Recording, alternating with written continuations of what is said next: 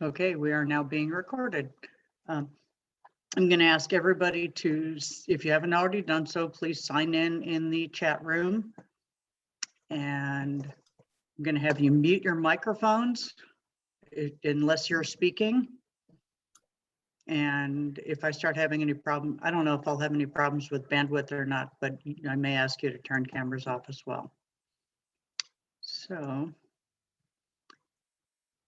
without any further ado, I want this to be interactive. If you've got questions, I've got a small PowerPoint prepared, but I want to know what questions you guys have. Okay, so it's not just going to be me talking for 45 minutes. So are you seeing the screen that says Human Resources Program Overview? Okay, good deal. As you know, you don't just go from, I mean, in order for this person to have been frocked to the new position that he took, he has to have been recruited and mentored along the way. Okay, so as HR, you're going to be involved with recruiting, but everybody in the auxiliary is a recruiter. Every time you step out of your office or do anything out in the public, you're a recruiter. You're representing the auxiliary, you're also representing the Coast Guard. So we need to make sure that we're putting on the best face, that our uniforms are correct, that we're just giving the best possible light to the uniform and to the service. Okay, as far as the HR part of it, once an applicant has evidenced interest, he or she is going to want to start the application process. This is where the HR, the flotilla commander, and the applicant need to get together and discuss. There's on page 2 of the enrollment application, the entire top section is an interview process. It's very important that you go through this with the applicant so they understand what they're getting into. We are not an organization where they're just going to get a free ride on a boat. They don't become members of the Coast Guard. They don't get to ride on a helicopter. You know, you guys know what we do and what we don't do. And we need to make that clear to the applicant before they even join. Okay.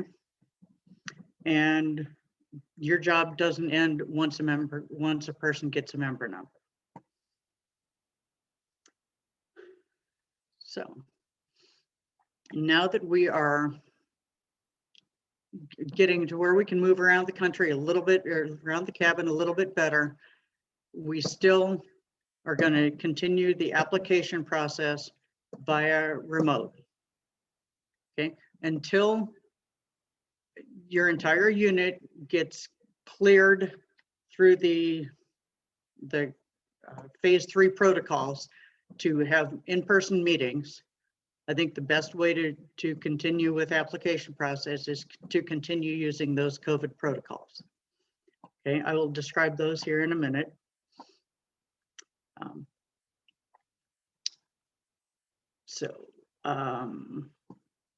Yeah. So as I said, remote interview is the applicant, the FSO-HR, and the flotilla commander who meet via an electronic meeting. Okay. The HR's role in this is to step the person through the checklist, which I will put on the screen here in a minute. There's an application checklist. Please look through it, read it, use it line by line. It goes,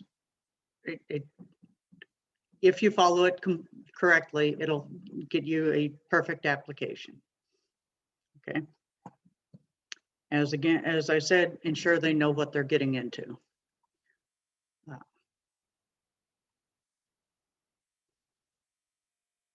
Okay.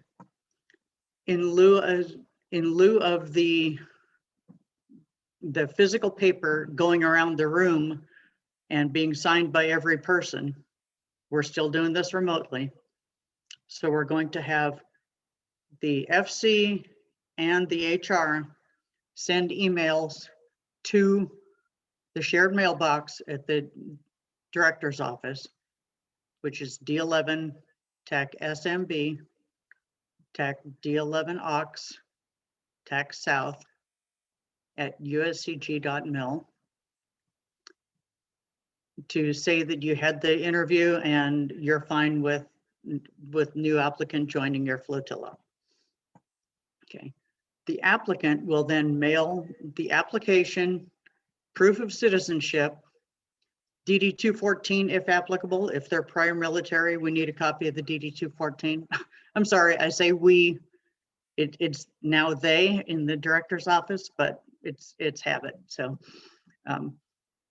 yeah, I can't wipe out 12 years overnight.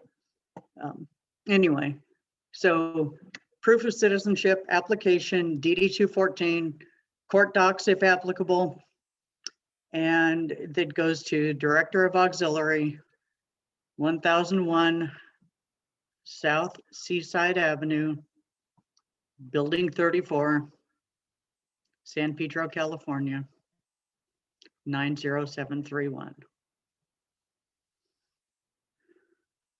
Okay, now I think I'm going to wander off to the application checklist as soon as I can figure out where I put it.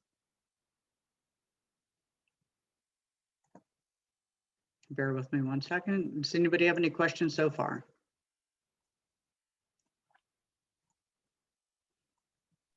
Leslie, I have a question. Okay. On the ID request, are we to send that in with the initial application also, even though we can't take the pictures yet?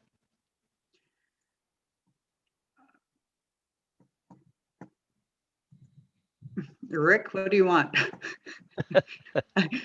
Rick, yeah, because Rick Weiss is on the call and he is the ID card processor. So I'm going to ask him. Oh, okay. Put him on the spot.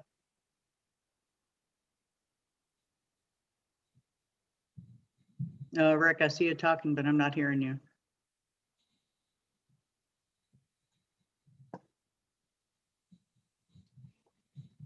E Are you hearing me now? There you are. Oh, there I am. Sorry. I would say no. It kind of send the form and the photo at the same time. That way they're both there. It wouldn't hurt though. Are you hearing me? Yes. Okay. Tom, I need you for a second. Okay, give me 1 second to, oh, there it is. Yeah.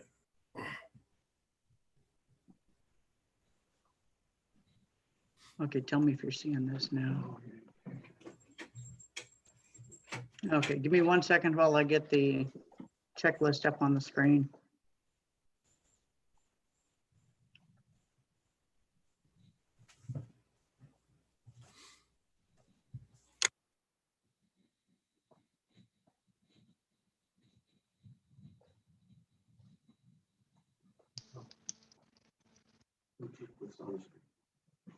Okay. 1 second, guys, I'm sorry. Okay, there it is. How do we?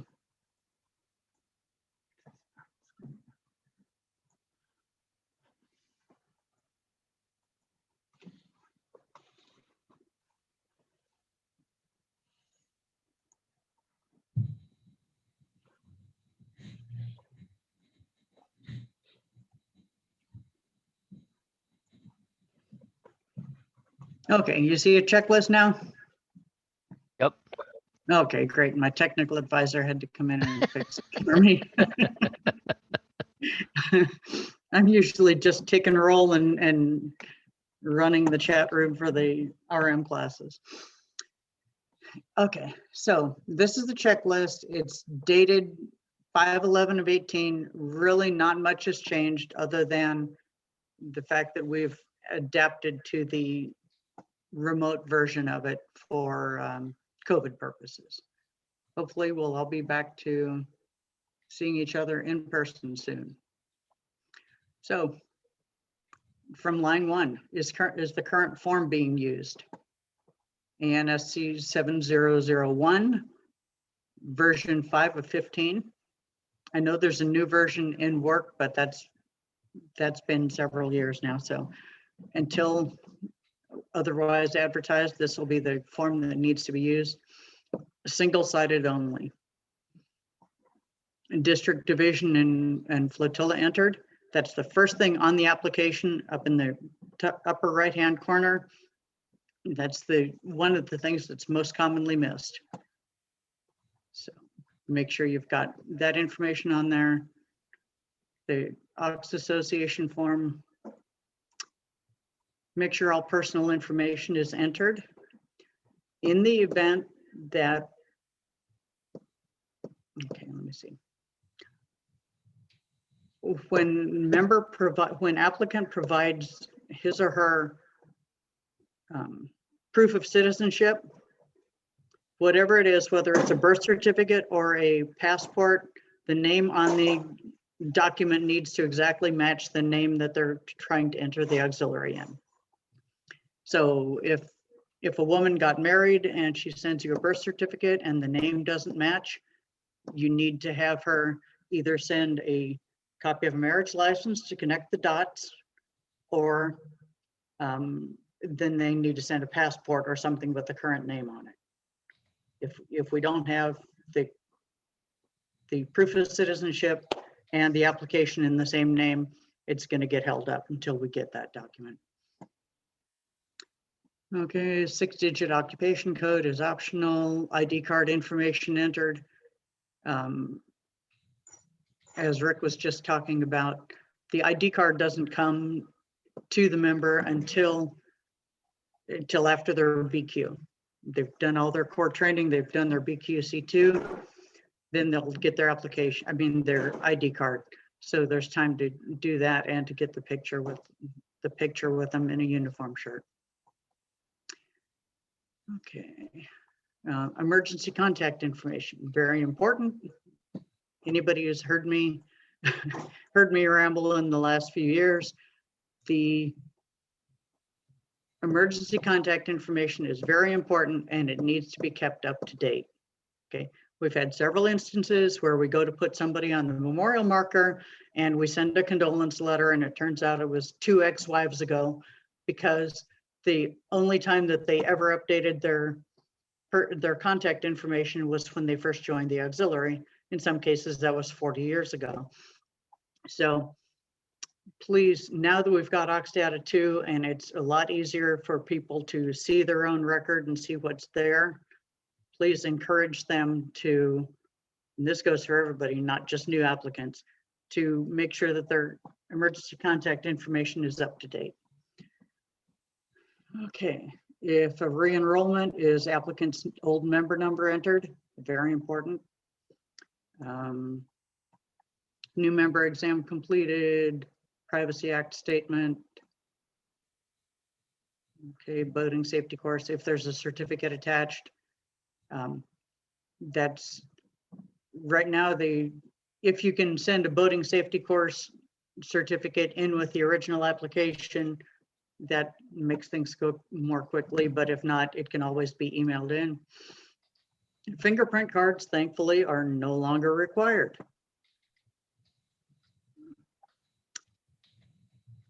Citizenship documentation attached. DD-214 if they're prior military. Flotilla commander signature or vice flotilla commander signature. Okay, again, this is going to be the email to the director's office. Okay, page 2, there's the question about the interview. And if we're bringing somebody in who's under 17, parent needs or guardian needs to sign. Okay. Is applicant currently serving in the armed forces? If yes, what branch? DD-214. All of this, I know you guys can read for yourselves, but every question on this form is there for a reason. This checklist tracks with the application. So if something is not checked off on the checklist, we're going to have an open spot on the application, and you're going to get an email from the director's office asking for that information. Or let me clarify that. Once the application gets to the director's office, if an email goes out to the applicant, if it's something like, hey, we need a flotilla number, the HR or FC may get copied on it.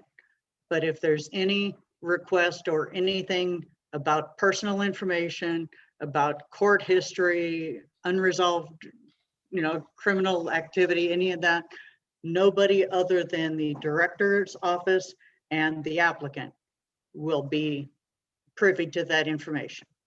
Okay. The only thing you will know is they have a member number or they don't have a member number yet, and the director's office is working with them. So.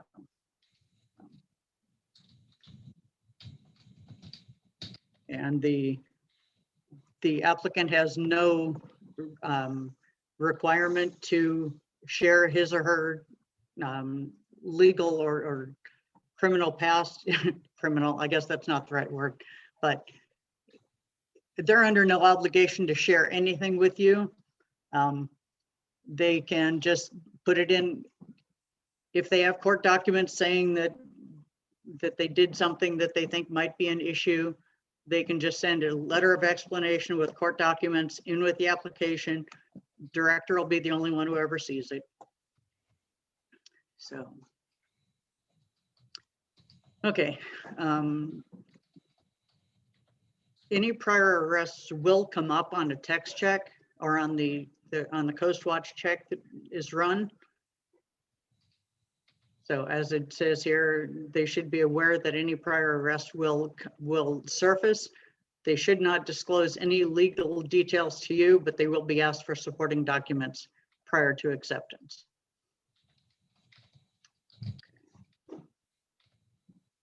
Okay, the form must be submitted to the director's office and must have original signature and dates, preferably in blue ink, but nobody other than the applicant may keep a copy of the application.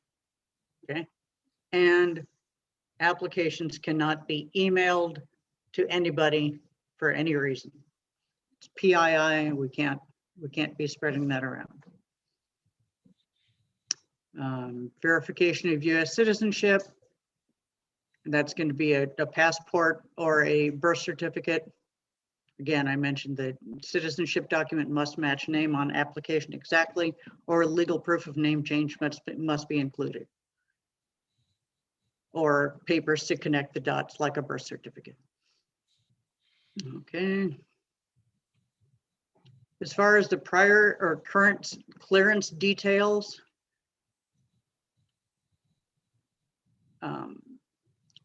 it's not so much, it's not so important unless a member is basically being recruited directly to,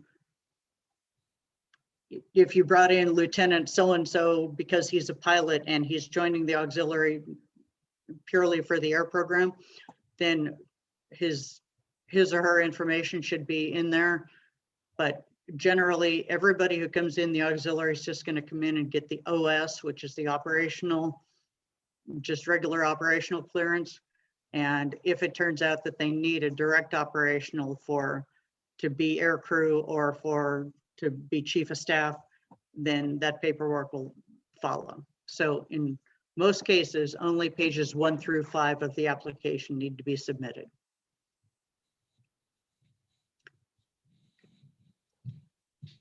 In no case do pages 10 through 16 need to be submitted. Those are all just all codes and stuff on how to fill out the application. That doesn't need to be sent in. So, any questions on the checklist, on the application checklist?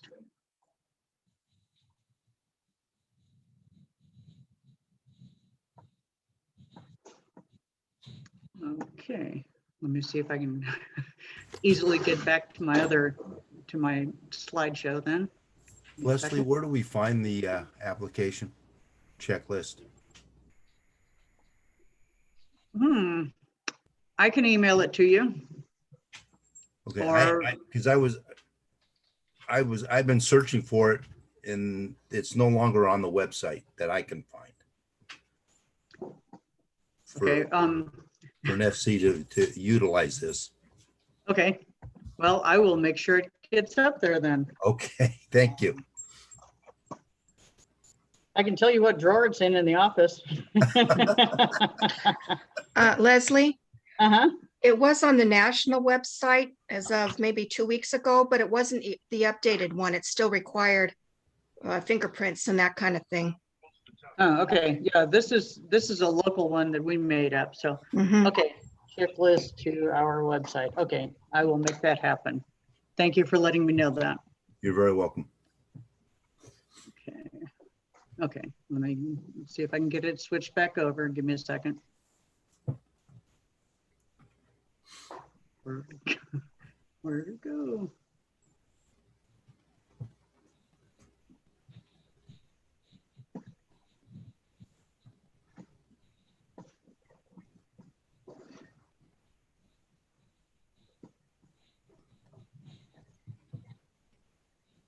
Do I need to go full?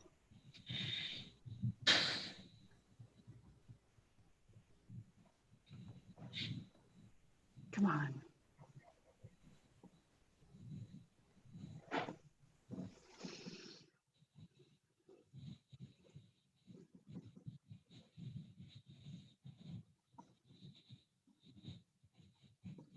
Okay, you fix it.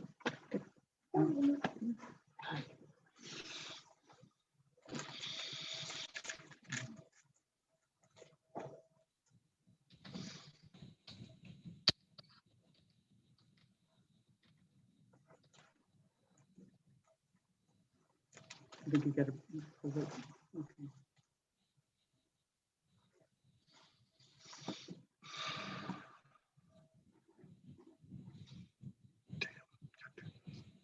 Sorry for the technical difficulties.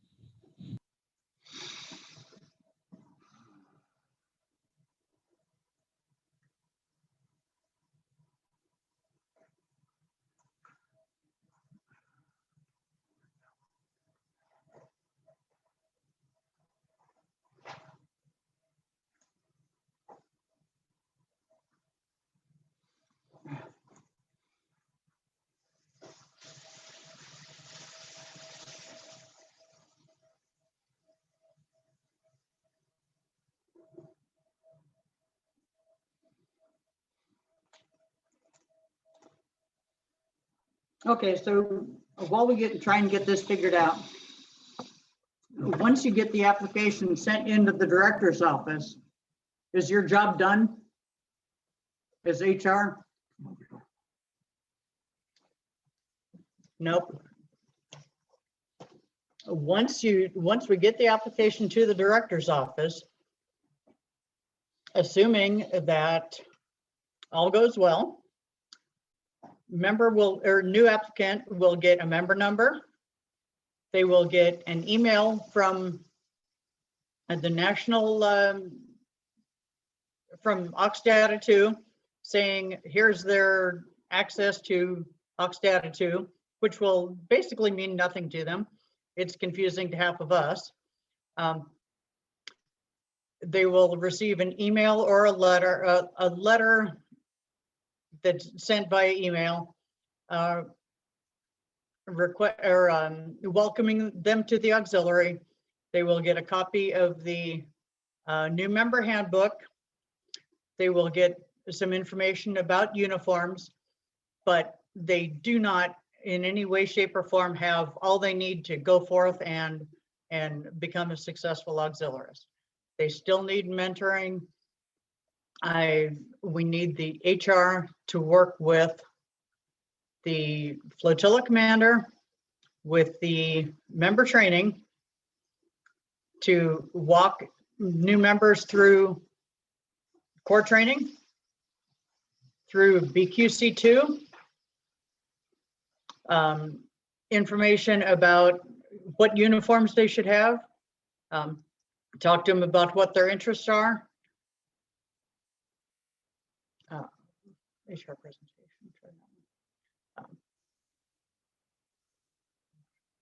Okay, yeah, I don't know what's not working here. But yeah, so yeah, well, sorry about this goof up here. One more second here. Nope, not going to happen. Okay, I will email the PowerPoint to everybody.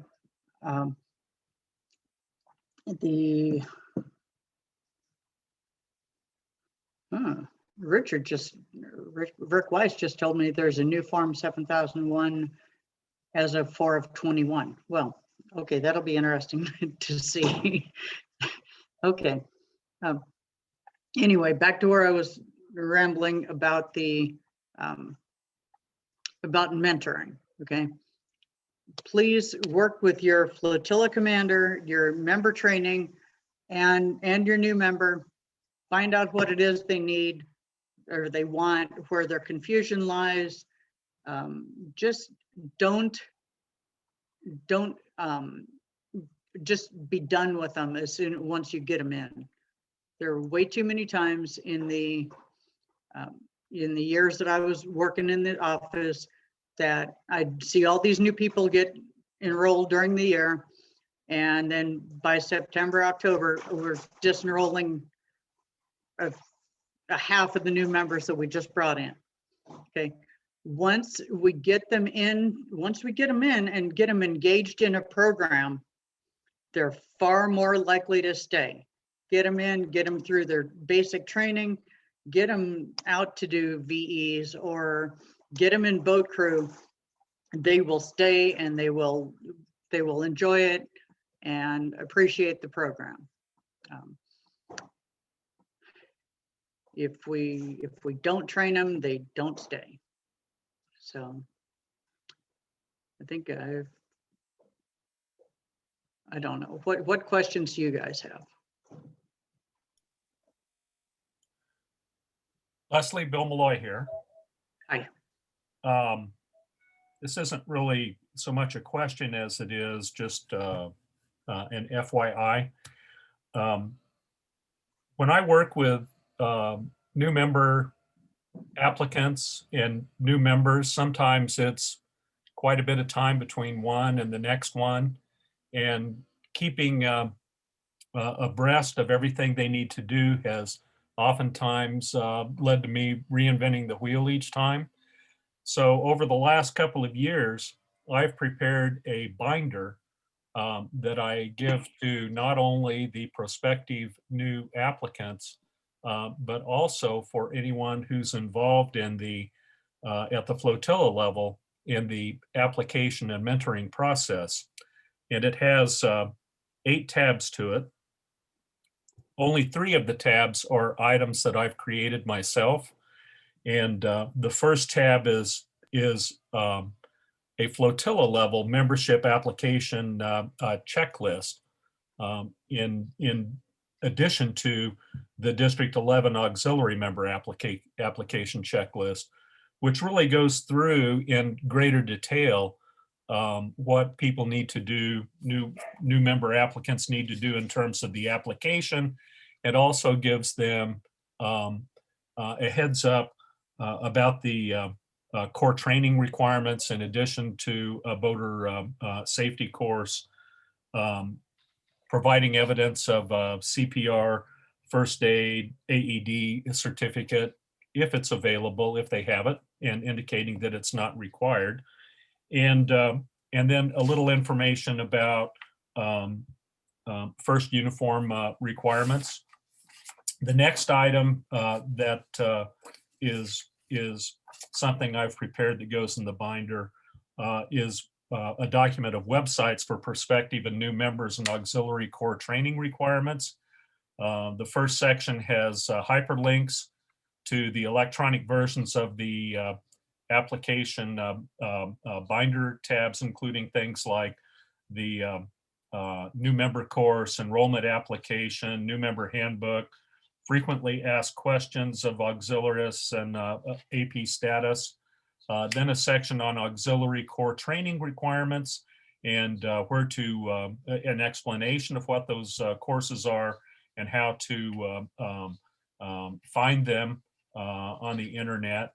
And then finally links to other Coast Guard auxiliary websites of use and interest.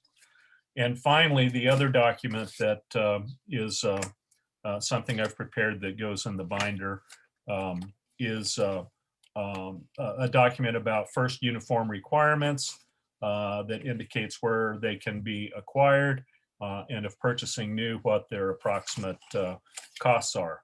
Then the other sections that have nothing to do with the documents I've prepared is I provide them again a copy of the District 11 Auxiliary Member Application Checklist. I provide them with a hard copy of the Auxiliary New Member Course Examination and Answer Sheet, a hard copy of the Enrollment Application and Consent to Membership, which I encourage them to fill out by hand before going on the website to complete it in the system itself. A copy of the New Member Handbook, and I think I've already mentioned this, but a copy of frequently asked questions by auxiliaries and approval pending status. I've used this in a number of cases so far. I've found it, at least personally, to be very helpful. I see Don Roof is on the Zoom call. We've used it in his flotilla for one of his new members as well. And you know, the one thing I'm really looking for is perhaps other people to either review it or use it and provide some feedback because there's always room for improvement in these documents. Wow. I think we've just found our next DSO-HR. Hey, I don't think so. You remember the word I talked about earlier? Oh, yeah, okay. Oh. Okay, so that sounds amazing. Do you have, is that in a format such that you could send it out to some of us to take a look at it? Yeah, I can send my 3 documents electronically. Yes. Great, that's, yeah, again, we need to let them know what they're getting into and then take care of them once we get them in.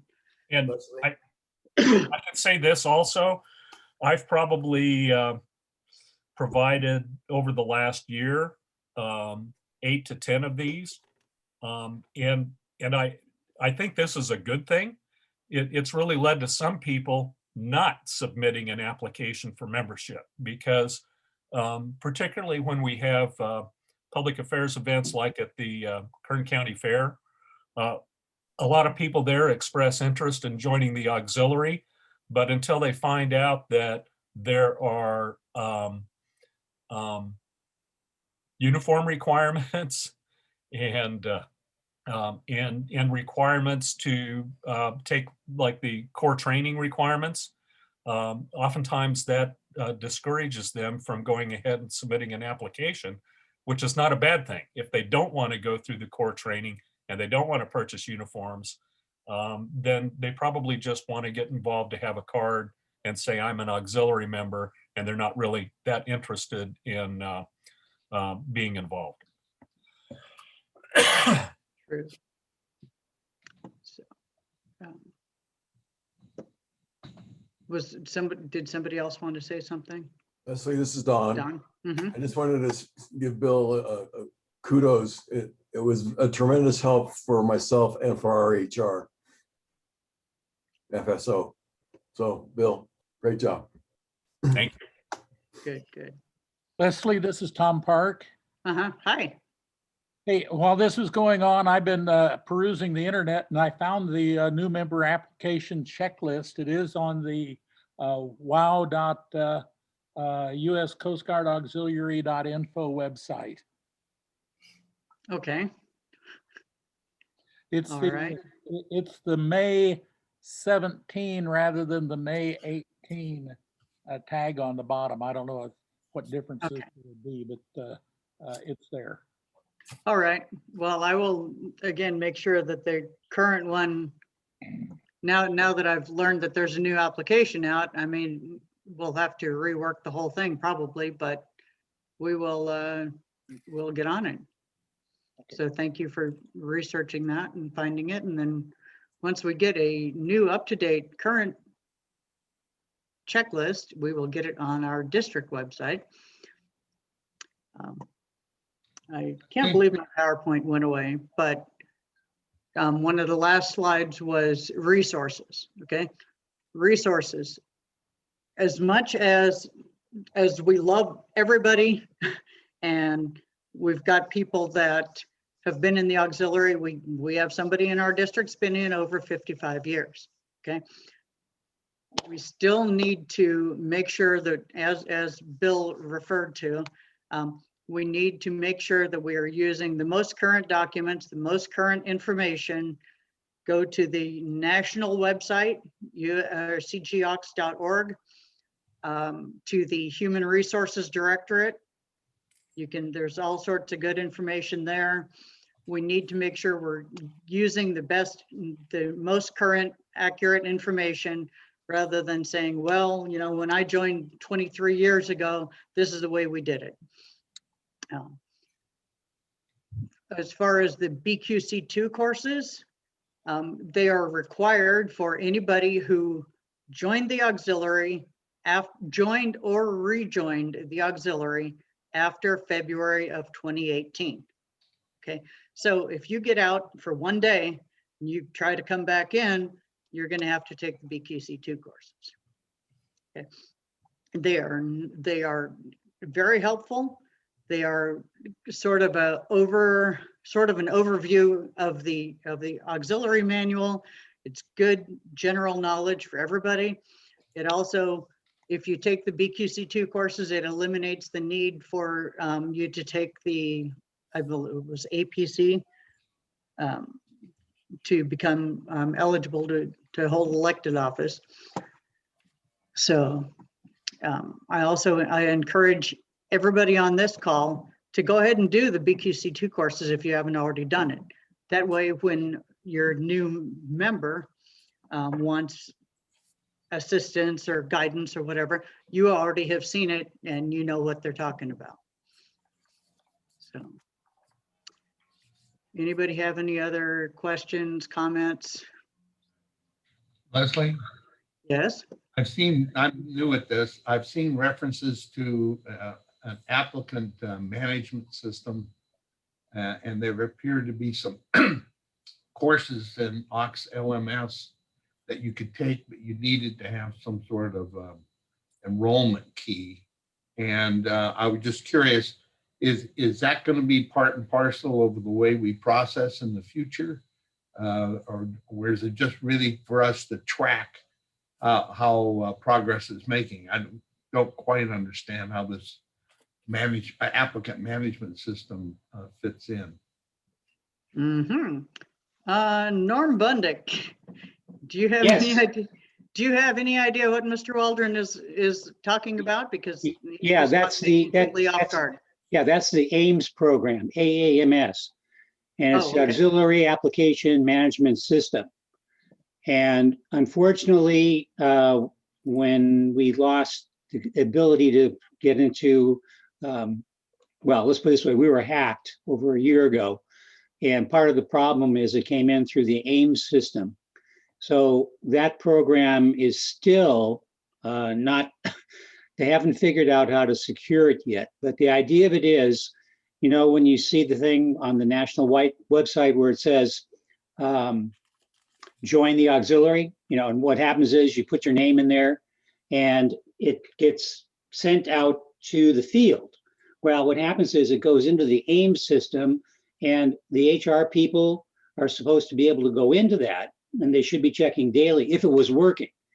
And they would see that there's a lead in their area. And the person that talked to them initially at National has a little comment in there. And then you're supposed to, as the FSO, HR, or the Flotilla commander can go into also take a look at it. But that system now has they have not put it into place. And as early, well, let's see, I gave up the job on March 31st. They said it'd be out in a week. Well, here we are in May, and it hasn't even come out yet. So it is a checking system, and as it progresses through different people. As an example, if it's sent to, let's say, you, Robert, okay, you decide, well, you know what, maybe it's better because where this person lives or whatever, it should be this other flotilla. You would make note of that in the system, send it to that new individual, and there's a tracking system. What happened to this person that came in? But right now, it is not in place. When it does come in place, they have a beautiful online training program for it, but unfortunately, it's not working at this time. Thank you, Dawn. Leslie, Uh-huh. I have a comment. When it was working, when I used to be HR, I'm now Robert's assistant. Even if someone didn't come in through the system, say they knew somebody in the flotilla and they didn't Right. come in through the normal system, as HR, I would enter them into the system. I would track them to let the national know where they were in their journey. And then in the end, when they were enrolled or they decided not to, or whatever the outcome was, I would put that as a final comment. So it's kind of an all over tracking system, no matter how they come to your flotilla, whether they're through the official system or unofficial. They just wanted to know how things went and what the official outcome was. Nice. I hope to get that working. Yeah, Leslie, you'll probably, if you go in that Thursday national meeting, at the end of the month, Uh-huh. that's where they usually give an update on it. Okay. All right. I will get that. I'll get on top of that. So one thing that I wanted to mention is that flotilla, when you're talking about flotillas, I have always encouraged people to go, this is back when I was, working more closely with especially Division 4. I encourage people to go to several different flotilla meetings. Not just the one that that their friend is in. Go to a couple different flotilla meetings to make sure that the fit is there. I mean, it doesn't do any good just to get a name on the books. It's not a contest. It's not a recruiting contest to see how many people you can get in your flotilla. It's about quality and quantity, not quantity, but quality and being able to work together and just having fun while you're doing it. So if another flotilla is a better fit for somebody, I would recommend encouraging them to go check it out over there. So anything else? Anybody got anything else? We got to wrap it up here before too long because the ops workshop is coming up at 9 o'clock. So does anybody have anything for me? Leslie, I have a question on the expired ID cards. Okay. Since they've relaxed a little bit under the phase 3 guidelines, can we have like a special meeting for members with their cards that have expired to take the photos and send them in? I am not in a position to give anybody permission to go meet with anybody. Okay. The phase 3 requirements, as you know, the phase 3 requirements, it is possible to meet in person, but you need to work completely through that system and the assignment duty and get that go ahead from the director. Okay. Okay. Thank you. Leslie, this is Denver Dreberg. I've got a good follow-up to that question. Okay. In Northern California, in 11 North, one of the guys that I know that got in, they said, take your own photo. You have a shirt, or drop by, get a shirt from us. Go over to Office Depot, find the red background, just put it up there and take a shot in front of it and send it to us. So you can self take a shot like that, and that would alleviate the problem of having to meet with somebody else and or ask for an assignment to duty on that or whatever, and it could be fixed that way. So that's a suggestion. Okay, thank you for that. You're welcome. One thing that everybody needs to be aware of is that core training, in order to even be eligible to go attend a meeting in person, everybody needs to be current on their core training. Okay, if you let any of your core training fall off the plate, you will be REYR in everything across the board. If you were to look in Oxdata and see that you are actually REYR in OXOP and ICS and ICS courses, it's because you got behind in your core training. You need to stay current with your core training.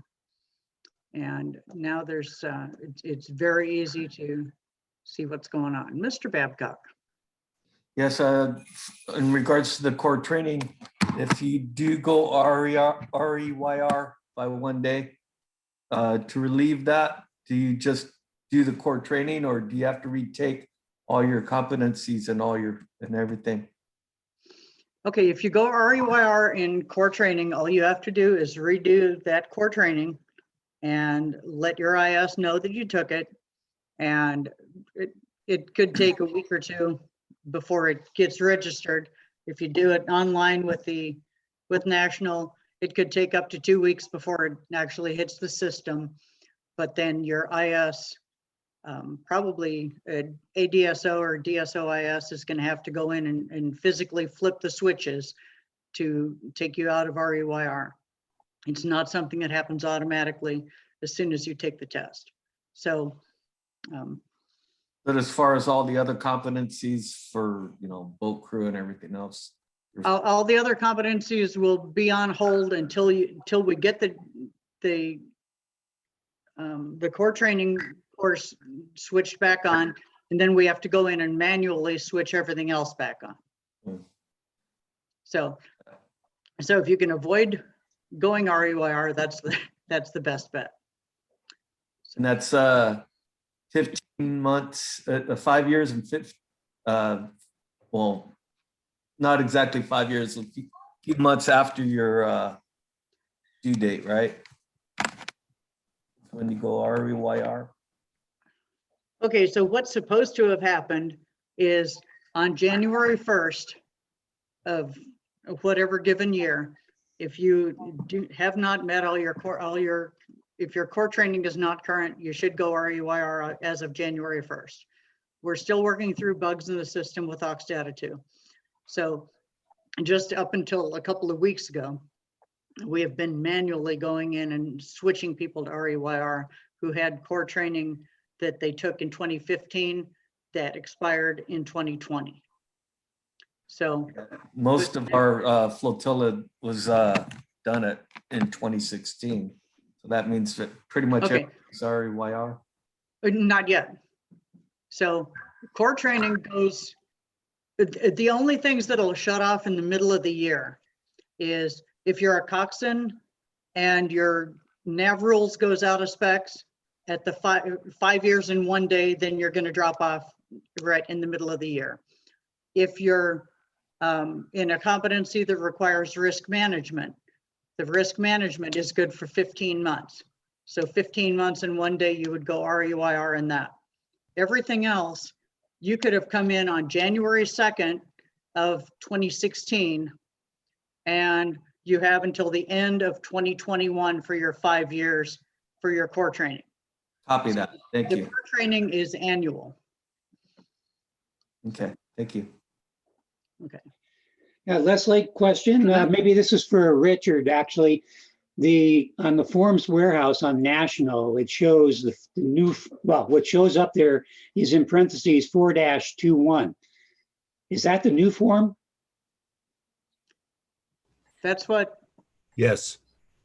Yes, Okay. that's the newest form. It just came out.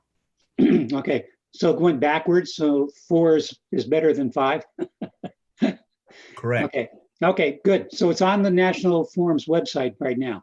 Yes, it is. Yep. Okay, so I will go in and review that and we'll see what, if we have to start with a new checklist or edit the old one.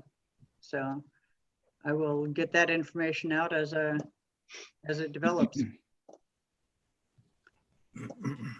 Any last minutes? Mark, Good morning, Leslie. good morning.